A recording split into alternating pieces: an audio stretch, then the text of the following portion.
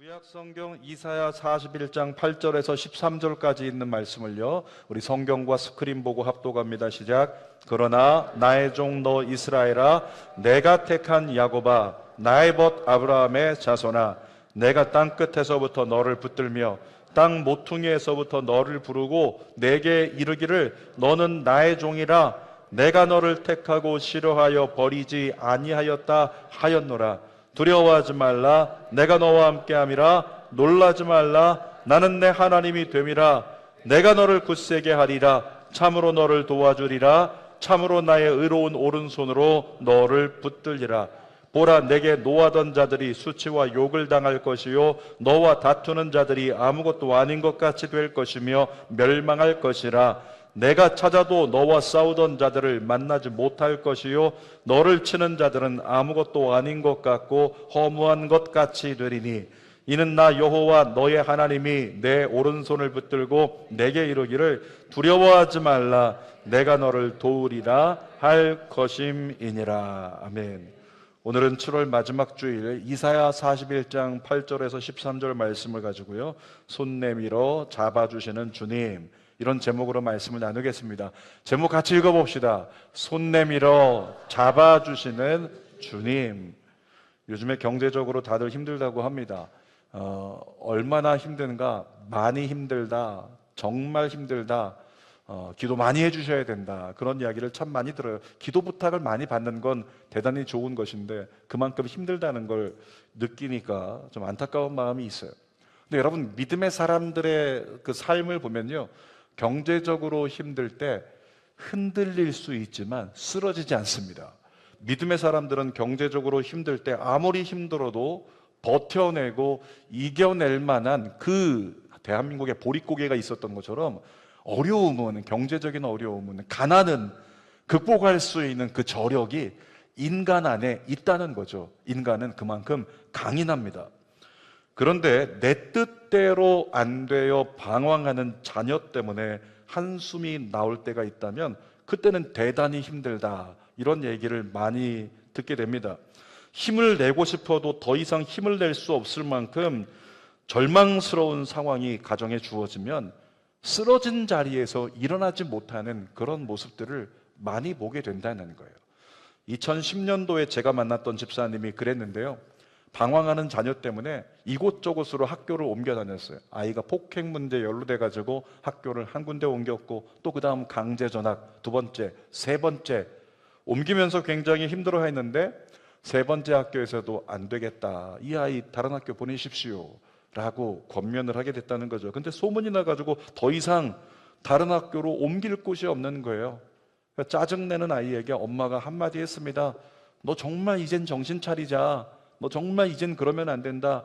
그랬더니 이 아이가 163cm 정도 되는 키의 엄마인데, 아이는 중학교 2학년 때 180이었단 말이죠. 그 엄마에게 주먹을 들고 엄마를 때리겠다는 식으로 엄마를 위협한 거예요. 그 위협 때문에 엄마가 더 이상 살 희망조차 나는 없어진 것 같다, 이런 생각을 했어요. 하루는 성전에서 제가 기도하고 있는데 저 뒤에서 누군가 너무 애절하게 막 울고 있는 거죠. 처절하게 흐느껴 울고 있는 거예요. 제가 그분이 누군가 싶어가지고 나중에 그분이 일어날 때 따라가서 잠시 그분과 인사를 나누고, 제가 누군지를 이야기하고 기도 좀 해드려도 되겠습니까? 이렇게 말씀을 드렸는데, 그 당시 제가 봤던 얼굴 모습이요, 거의 말기암을 지금 살고 있어서 먹지 못해서 가죽이 다 사라져버리고 뼈만 남아있는 그와 같은 모습이었어요. 여러분 생각해 보세요. 키가 163cm인데 몸무게가 30kg대. 그러니까 얼마나 말랐겠습니까? 너무 힘들어 보이는 그 집사님께서 눈물로 저에게 말씀을 하시는데, 더 이상 살아갈 희망이 없는 것 같아서 그냥 하나님 앞에서, 하나님, 저 이제 세상을 좀 떠나고 싶습니다. 그래서 스스로 목숨을 끊으려고 하는데 신앙적 양심에 가슴이 찔리니까 성전에 와서 하나님께 기도하는 거예요. 하나님, 저 이제 그만 살려고요. 그 기도를 하는데 여러분, 기도가 되겠습니까? 흐느껴 울기만 하는 거죠. 전에도 얘기했던 얘기지만 그분이 펑펑 울면서 흐느껴 우는데, 결론부터 말하면 하나님께서 저를 통해서 그분에게 손 내밀어 잡아 주셨어요. 그래서 제가 그분을 신앙 안에 더 인도해 드리게 되고 믿음에 도전하면서 결과적으로는 그분이 일어났단 말이죠. 몇 년이 지난 뒤에 한 7년쯤 지난 뒤인가 그분을 다시 만나게 됐어요. 근데 얼굴이 너무 좋아 보이더라고요. 이전의 모습은 없어요. 몸무게도 한 50kg 후반대 이상은 돼 보여요. 얼굴이 활짝 핀 거죠. 근데 그분에게 물어보니까 그때 중학교 2학년짜리 그 아들 어떻게 지내는가. 나중에 우여곡절 끝에 대학을 진학을 했고 대학 가서 과대표도 했고 지금은 미국에 유학 가 있다는 거예요. 그러면서 엄마가 얼굴이 활짝 핀 걸 보니 그 모습을 보고 인사하고 돌아서서 가는데, 저는 밥 사줄 줄 알았는데 밥 안 사주시더라고요. 근데 돌아서서 가는데 그분의 모습 속에 제가 이런 고백을 하더라고요. 결국엔 일으켜 세우시는구나. 따라합시다. 결국엔 일으켜 세우십니다. 또 따라합시다. 이 또한 지나가리라. 아멘. 그런 증거의 모습을 볼 수가 있었어요. 사랑하는 여러분, 우리 가운데 어려움 가운데 있는 분들이 계실 줄 몰라요. 그것이 질병이든 경제적이든 우리가 언급한 것처럼 자녀 문제로 어려움 가운데 있든 여러분 기억하십시오. 하나님께서 이 자리에 함께 계신데 그 하나님이 여러분에게 손 내밀어 여러분을 잡아주실 줄 믿습니다. 이사야서를 읽고 있는데요, 이사야가 복음을 전할 당시에 이스라엘은 나라를 잃어버렸어요. 그리고 성전마저 다 무너져 버렸습니다. 자녀들과 모든 소유를 다 빼앗겨 버렸어요. 그러니까 이들은 완전히 망연자실해서 하나님의 백성이라는 정체성마저 잊어버렸다는 거죠. 그러니까 더 이상 우리에게는 희망이라는 건 존재하지 않는다. 이렇게 희망이 없다고 생각되는 그 시점에 성경을 보니까 하나님께서 손을 내밀어 이스라엘 백성들을 잡아주신 이야기, 그것이 오늘 본문의 이야기예요. 그 중에 13절 중반절 말씀을 읽어볼게요. 시작. 나 여호와 너의 하나님이 내 오른손을 붙들고 내게 이르기를 두려워하지 말라, 내가 너를 도우리라.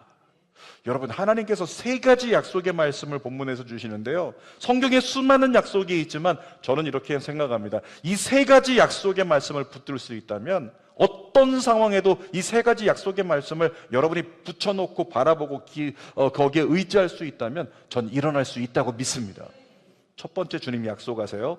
나는 너를 버리지 않는다. 같이 읽어봅시다. 나는 너를 버리지 않는다. 하나님 우리를 버리지 않는다는 거예요.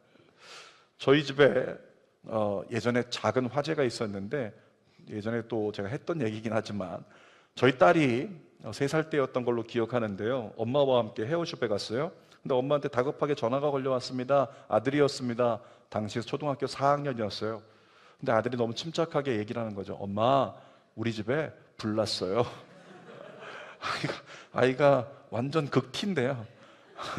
아이가 엄마, 우리 집에 불 났어요. 그래서 아내가 놀라서 소리쳤습니다. 넌 어딘데? 혹시 집에 있는 줄 알고. 그랬더니 저는 밖에 친구랑 나와 있는데 구경하고 있어요. 사람들이 많이 모여 있어요.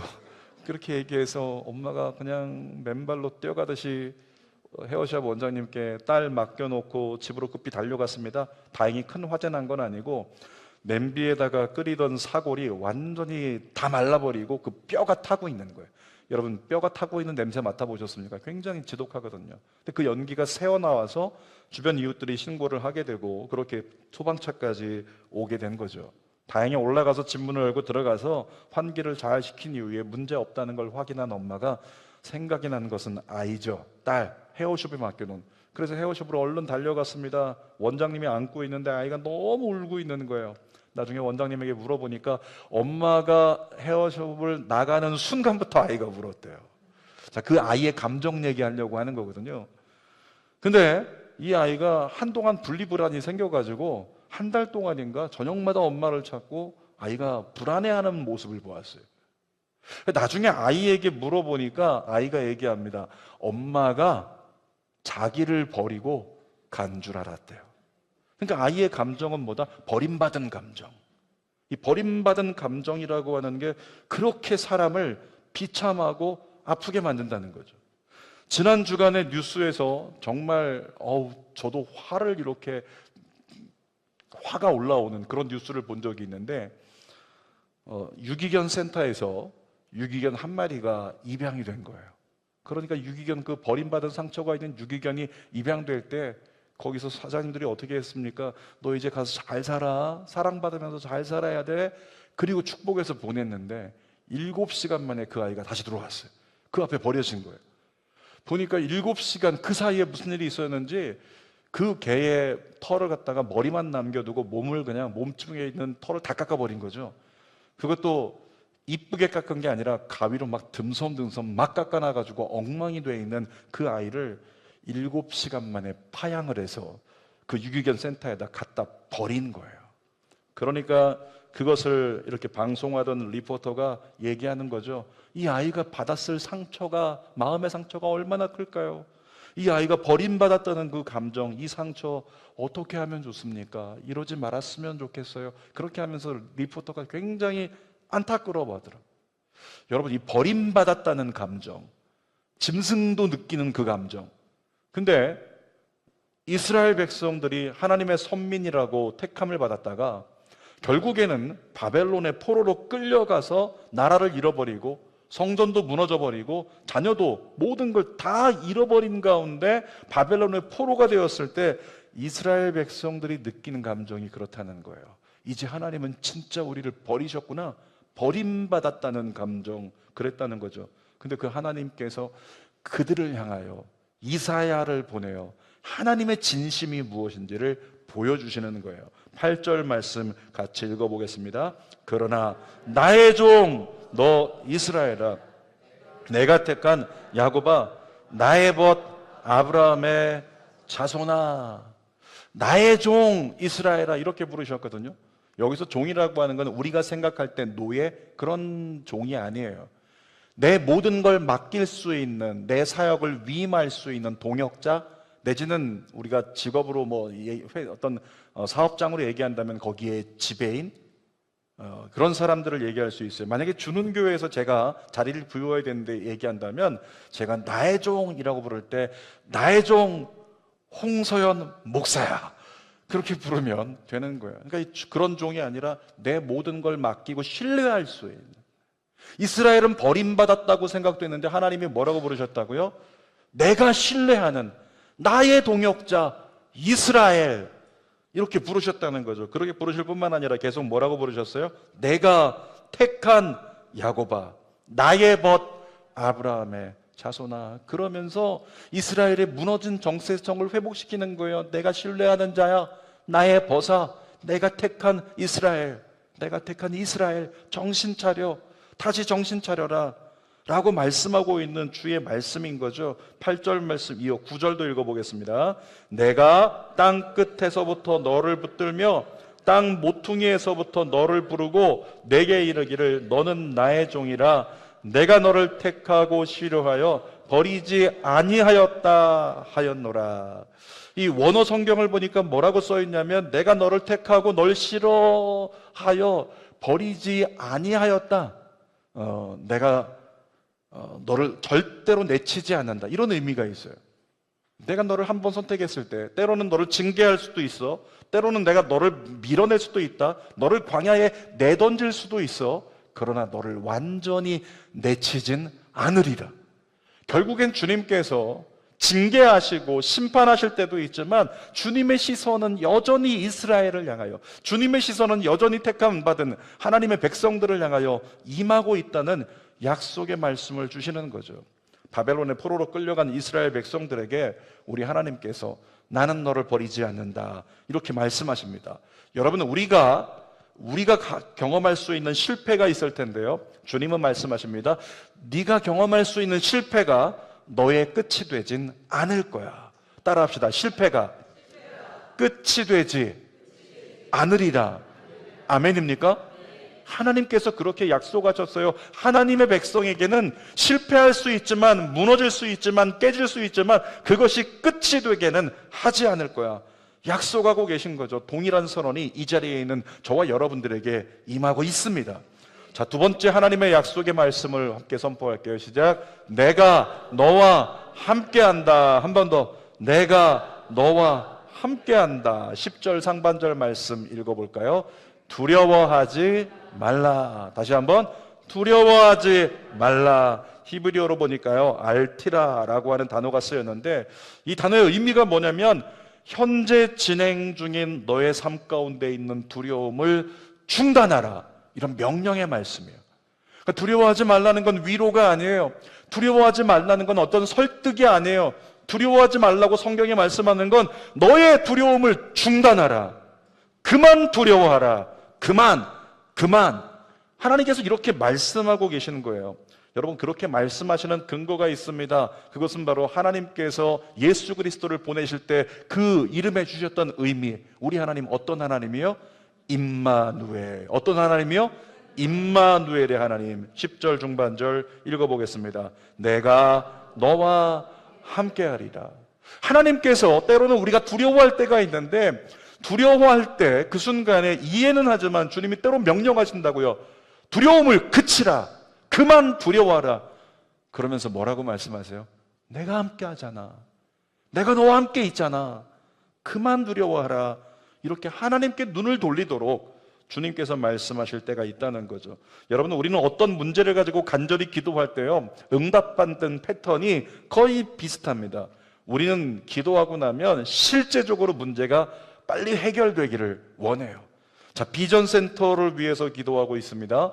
근데 비전센터 대출 문제 위해 기도하고 있는데, 우리 지난해 준비하고 기도할 때만 해도, 올해 6월 달에 착공 허가가 나올 때만 해도 대출 문제가 이렇게 장애물이 될 거라고는 상상도 못했어요. 근데 은행에서 대출이 진행되지 않아서 대출 규제가 많아지고 있고, 결국에는 대출이 어렵다, 이런 상황들이 반복이 되면서 여러분 씨름하고 있다는 거죠. 5개월째 씨름하고 있어요. 대출 씨름하고 있다는 거예요.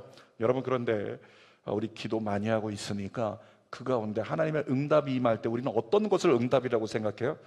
갑자기 내일 은행에서 소식이 온 겁니다. 대출 해드리겠습니다. 그러면 응답 받은 거다, 이렇게 생각을 하잖아요. 대출이 실행되고 착공이 시작되면 응답이라고 생각한단 말이죠. 그런데 우리가 잘 유념할 것은 뭐냐면, 하나님의 응답은 순서가 다르고 속도가 다르다. 따라합시다. 하나님의 응답은 순서가 다르고 속도가 다르다. 하나님의 응답은 뭐라고요? 순서가 다르다고요. 여러분, 순서라고 하는 건 우리가 생각하기에는 눈앞에 실제적인 내가 구한 것에 대한 답이 있기를 원하는 것이 우리가 원하는 순서인데, 하나님의 응답의 순서는 다르다는 거예요. 하나님이 함께 하심으로 말미암아 걱정이 없는 평안을 누리게 하시는 것, 그것이 하나님의 응답의 먼저의 순서라는 거죠. 그 평안으로 주님을 신뢰하고 바라볼 때 실제적인 응답을 이후에 이어서 이루어 주시는 하나님. 하나님의 응답의 순서는 그렇다라는 거예요. 하나님의 실존을 바라보고 그것을 믿는 믿음으로 하나님이 함께 하심을 믿으니 내 안에 평안이 누려지는 것, 그것이 응답의 먼저라고 하는 거죠. 가끔씩 우리 마음 가운데 불안과 초조로 답답해하거나 힘들어하는 분들을 봅니다. 마음이 불안해요. 안 되면 어떻게 하지? 여러 가지 염려들, 답답함들, 힘들어하는 분들이 있다는 거예요. 여러분, 그런 분들의 공통점이 있습니다. 대부분 우리 안에 계신 하나님의 실존에 대한 믿음이 결핍되어 있어요. 우리 안에 계신 하나님의 실존에 대한 믿음이 결핍되니까 두려움이라는 감정, 염려라는 감정, 걱정이라는 감정을 이기지 못한다는 거예요. 하나님은 우리 안에 실존하셔서 우리 안에 믿음을 날마다 심어주고 계시다는 거죠. 그 믿음이 우리 안에 회복되기를 주님의 이름으로 축복합니다. 여러분, 두려움 가운데 답답해서 어쩔 줄 몰라서 자꾸 불안이 오는 이와 같은 분들 기억하십시오. 여러분 안에 하나님의 실존이 다시 세워져야 됩니다. 다시 채워져야 됩니다. 제가 예전에도 얘기했지만은 100가지 하나님을 선포하는 것 제가 나눈 적이 있어요. 여러분 한번 해보시기 바랍니다. 100가지 하나님을 선포하면요, 하나님은 나의 방패십니다. 하나님은 나의 요새십니다. 100가지 하나님을 선포하다 보면 어느 순간 거짓말처럼 내 안에 답답함이 사라져버려요. 내 안에 두려움이 사라져버려요. 그리고 평강의 문이 열린다는 거죠. 하나님이 내 안에 부어지면서 내 속에 있는 불순물들이 떠올라서 떠내려가는 거예요. 여러분 해보셨잖아요. 그릇에 아무리 더러운 것들이 있어도 물을 계속 틀어놓으면 결국엔 다 떠내려가고 맑은 물만 남는 거예요. 마찬가지입니다. 우리가 하나님의 실존을, 하나님의 진리를 계속 선포하잖아요. 그러면 우리 안에 부정적 감정은 하나씩 하나씩 다 떠내려갈 줄 믿습니다.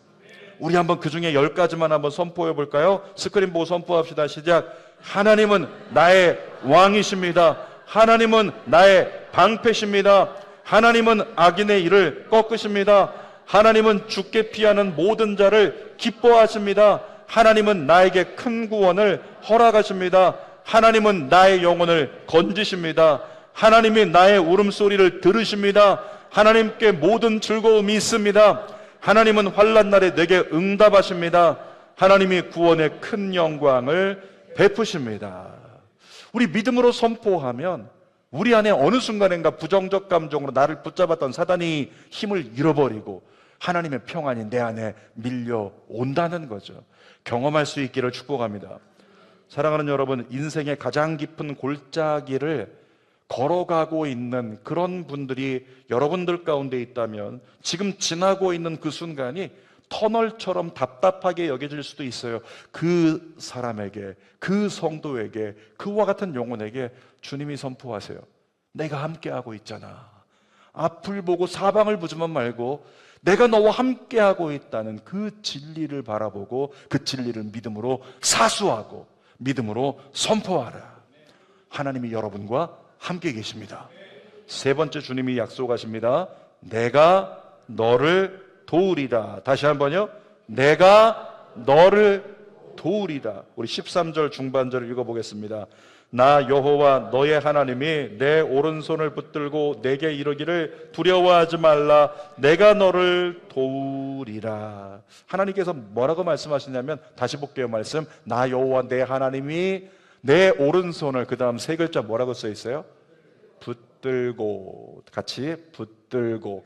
다시 한번요. 붙들고. 손 내밀어서 한번 붙들어 볼까요? 붙들고, 붙들고, 붙들고. 좀 해봐요. 붙들고, 붙들고, 붙들고. 여러분, 이 붙들고에 쓰여진 그 원어의 의미를 보면 그게 어떤 의미가 있냐면 연약한 사람을 붙잡아 세우는 거, 그거 얘기하고 있어요. 우리가 오른팔을 사용하다 오른팔이 다쳐서 문제가 있으면 왼팔로 오른팔을 꽉 붙들고 있어요. 이것이 하나님이 우리를 붙든다라고 하는 개념인 거예요. 네가 쓰러져 힘들다면, 네가 넘어져 상처 입었다면 내가 너를 붙들어 세우리라. 그러면서 또 그 원어의 의미가 또 어떤 의미가 있냐면 이 떠받친다는 의미가 있어요. 네가 빠지지 않도록, 네가 완전히 자빠지지 않도록, 완전히 무너지지 않도록 어떻게 한다? 너의 마음을, 너의 심령을 내가 떠받치리라. 하나님이 그렇게 말씀하고 있는 거예요. 뿐만 아니라 이 의미가 뭐냐면 주님이 붙드신다는 것은 단순히 손만 내밀어 붙잡아 주시는 그런 의미가 아니라 네가 넘어지려고 할 때 내가 번쩍 들어 안아 올려서, 해보셨죠? 아이들 다칠 뻔할 것 같을 때 어떻게 합니까? 아빠가 엄마가 번쩍 아이를 들잖아요. 그러면 문제가 없는 거예요. 우리 하나님이 그렇게 약속하고 계신 거예요. 내가 너를 번쩍 들어 올려 너를 지키리라. 하나님이 그렇게 말씀하고 계신 거죠. 시편 37편 23절 24절 읽어볼게요. 여호와께서 사람의 걸음을 정하시고 기뻐하시나니 그는 넘어지나 아주 엎드러지지 아니함은 여호와께서 그의 손으로 붙드심이로다. 주님 뭐라고 말씀하세요? 그는 넘어지지만 아주 엎드러지지 않는데요. 하나님이 딱 붙잡아 주실 때 그 순간이 뭐가 될까요? 그 순간이 샬롬이 되는 거예요. 따라합시다. 샬롬. 샬롬. 어떻게 되면? 하나님이 내 마음을 붙잡아 주시면. 자, 상황은 똑같아요. 막 상황은 난리가 났어요. 그 난리 속에서 나는 쓰러질 것 같아요. 난리 속에서 나는 무너질 것 같아요. 난리 속에서 나는 완전히 더 이상 희망을 잃어버릴 것 같아요. 근데 그 순간에 뭐라고요? 우리 하나님은 우리를 붙잡아 붙들어 거기서 건져주신다고요. 그 건져주셨을 때의 영적 상태, 그것이 하나님이 약속하시는 샬롬이라는 거예요. 하나님께 택함받아 주의 자녀가 된 인생들의 결론은요, 샬롬입니다. 우리 두 손 가슴에 대볼까요? 자신에게 선포해 볼까요? 샬롬. 자기 자신의 영혼을 한번 축복해 보세요. 샬롬. 그리고 찬양으로 한번 자기 자신을 축복하면서 고백해 볼까요? 샬롬, 샬롬, 샬롬, 샬롬, 샬롬 샬롬 내니 두려워 말아라 나의 아들 나의 딸아 안심하라 샬롬 샬롬 샬롬 샬롬 샬롬 샬롬 나의 평안을 주노라 세상과는 다른 평안 두려워 마라 샬롬 우리 옆에 분이 이렇게 쓰다듬어주는 마음으로 격려하는 마음으로 힘내라는 마음으로 샬롬 한번 해줍시다. 샬롬 샬롬 저희 어머니가 건강이 좋지가 않으세요. 연세도 있으시겠지만은 신장이 다 망가져 버렸어요. 안정환 안수사님의 어머님도 그 전철을 지금 바꾸고 계신데 신장이 완전히 다 망가져 버려서 지금 몇 달 동안 지난 한 1년 동안의 기간 속에 응급실을 거의 2주, 3주 만에 항상 실려 가시는 거예요. 응급실. 신장이 나빠지니까 물을 걸러내지 못해서 물이 차오릅니다. 그러면 폐를 압박해서 그때 숨 쉬지 못해요. 그러면 119 구급차를 누리는 거예요. 저 어머니 늘 말씀하셨어요. 말씀하시기에 나는 이 세상에 미련이 없다. 나는 주님 나라 빨리 가고 싶다. 그런데 아프기만 하면 119를 누르세요. 119. 나 살아야 되겠다. 나 살아야 인간의 본능이죠. 인간의 본능. 근데 119 눌러서 구급차 타고 병원에 가시면 응급실에 있다가 숨이 쉬어지지 않으니까 여러 가지 응급 조치를 하고 그 다음에 거의 대부분 입원을 해요. 근데 입원실에 가면은 이제 호흡기를 껴주고요. 그리고 각종 주사를 다 달아놓고 모든 처치가 끝났을 때 우리 간호사 선생님께서 이런 말씀을 항상 하시더라고요. 어머니 많이 힘드셨죠? 이제 안심하세요. 이제 안심하세요. 어디 왔습니까? 병원에 왔으니까. 병원에서 여러 가지 응급조치를 통해서 저희들이 돌봐드릴 거니까, 저희들이 도와드릴 거니까, 저희들이 함께 해드릴 거니까, 어머니 아픈데 혼자 내버려 두지 않을 거니까 어머니 안심하세요 라고 말씀하시더라고요. 여러분, 하나님께서 뭐라고 약속하셨어요? 내가 너를 버리지 않는다. 내가 너와 함께 한다. 내가 너를 도우리라. 여러분, 교회는 어떤 곳이냐면 영혼을 살리는 곳인 줄 믿습니다. 상처 입은 자가 와서 위로받고 실패한 자가 와서 용기를 얻는 것이 교회인 줄 믿습니다. 하나님께서 이스라엘을 향해, 그리고 오늘 이 자리에 있는 우리에게 약속하신 것처럼 교회의 메시지는 그래야 되는 겁니다. 세상을 향해서 교회가 이렇게 고백할 수 있어야 돼요. 나는 여러분을 버리지 않습니다. 내가 여러분과 함께 있을 겁니다. 내가 여러분을 도와주겠습니다. 교회가 이런 메시지로 세상을 향한다면 세상을 교회가 살려낼 수 있는 방주가 될 수 있다는 거죠. 한 아버지 이야기로 설교를 마칠 텐데, 한 아버지가 자녀 문제로 마음고생이 너무 심했어요. 이 대학 입시 준비하는 아이가 그냥 민감해 있겠죠. 근데 아버지가 이 아이들을 사랑한다고 하는데 자꾸 아버지가 권면을 해주는 거예요. 이렇게 해야 된다, 저렇게 해야 된다. 그것 때문에 아들하고 아버지하고 어느 순간에 그냥 부딪혀버렸어요. 스트레스가 너무 많은 아이가 아버지와 한바탕 싸우고 나서 집을 나갔네요. 그리고 소식이 끊겨버렸어요. 경찰서에 가서 이틀 만에 신고도 해보고 친구 집도 다 찾아보고, 그리고 혹시라도 문제가 생긴 거 아니야 싶어가지고 병원도 다 뒤져봤어요. 근데 아들을 찾을 수가 없어요. 너무나 아들을 찾고 찾다가 지쳐버린 아버지가 어느 날 교회에 왔는데, 교회에 이렇게 마당에 벤츠가 하나 있는 거예요. 근데 거기 아버지가 딱 앉아 있는데 하늘을 향해서 하나님께 고백을 한 거죠. 이렇게 보이는 십자가를 향해서, 하나님, 저 이상 더 이상 못하겠습니다. 저 더 이상 못하겠습니다. 얘 찾아다니는 거 더 이상 못하겠습니다. 그때 그 순간에 거짓말처럼 할머니 한 분이, 권사님이 교회에서 기도하고 나오시다 말고 쪽지 하나를 그분에게 이렇게 전달을 해줬어요. 근데 그 쪽지에 쓰여 있는 게 뭐냐면 이사야 41장 10절 말씀이었어요. 한번 읽어봅시다. 시작. 두려워하지 말라. 내가 너와 함께 함이라. 놀라지 말라. 나는 내 하나님이 됨이라. 내가 너를 굳세게 하리라. 참으로 너를 도와주리라. 참으로 나의 의로운 오른손으로 너를 붙들리라. 그러니까 이 아버지가 하나님이 권사님 통해서 나를 격려하시는구나 이렇게 생각이 됐는데, 근데 잠시 후에 하나님께서 마음에 감동으로 주신 말씀이 뭐냐면, 지금 어디 있는지 알지 못하는, 집을 나가 방황하고 있는, 헤매고 있는 너희 아들과 내가 함께 하리라. 너희 아들을 내가 도우리라. 이런 감동의 마음을 주신 거죠. 그래서 그 아버지가 처음으로 하나님 앞에 울면서 기도한 거예요. 하나님, 하나님만 의지합니다. 그리고 아침 저녁으로 교회 와서 하나님께 기도하기를 우리 아들 찾아주세요. 이 기도 안 했대요. 어떤 기도했냐면, 하나님 우리 아들 어디 있든지 우리 아들과 함께하여 주옵소서. 그 기도를 계속하면서 기도회 시간의 날들을 보냈어요. 근데 좀 오래 걸렸지만 몇 달이 지나가지고 기적처럼 아들이 건강하게 돌아온 거예요. 그때 아버지가 주변에 있는 사람들에게 이런 간증, 이런 고백을 했더랍니다. 제 아들이 건강하게 돌아온 것도 기적인데 더 큰 기적은 제가 무너지지 않게 붙잡아 주신 하나님이 기적입니다. 이렇게 말씀하셨다는 거예요. 설교의 결론입니다. 오늘 제목이 뭐였어요? 손 내밀어 잡아주시는 주님. 기도하겠습니다.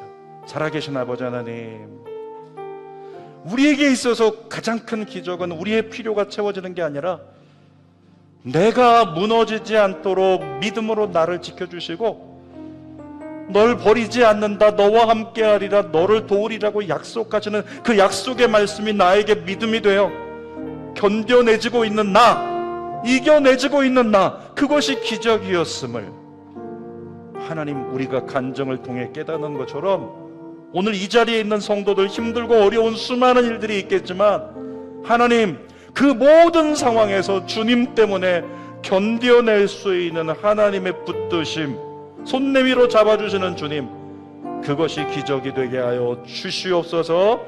이루실 줄 믿고 예수님의 이름으로 기도하옵나이다. 아멘. 우리 두 손을 가슴에 대고 찬양하고 기도합시다. 아무것도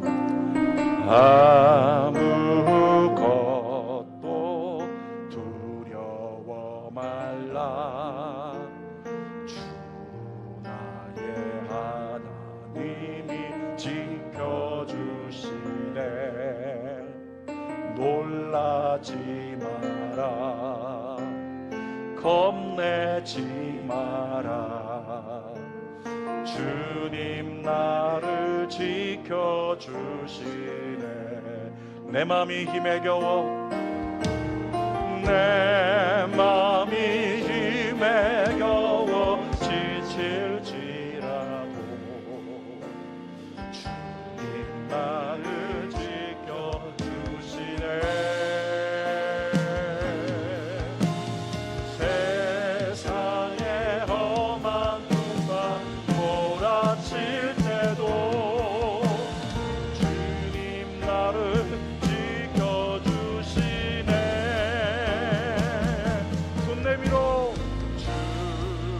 주님은 나의 산성,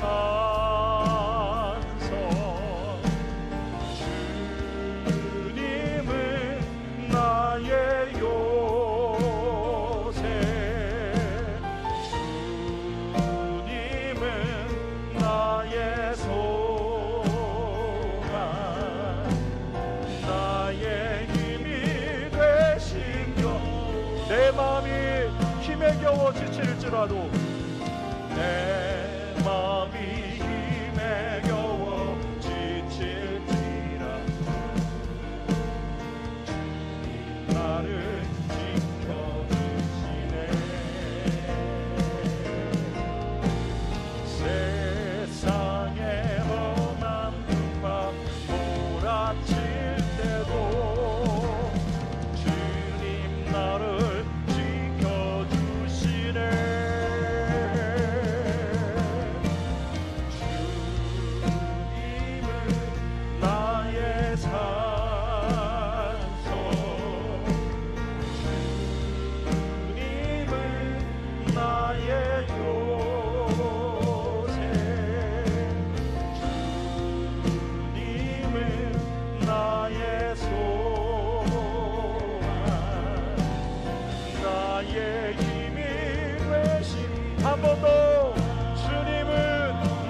산소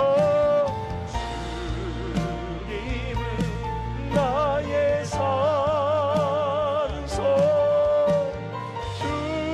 주님은 나의 요새 주님은 나의 소망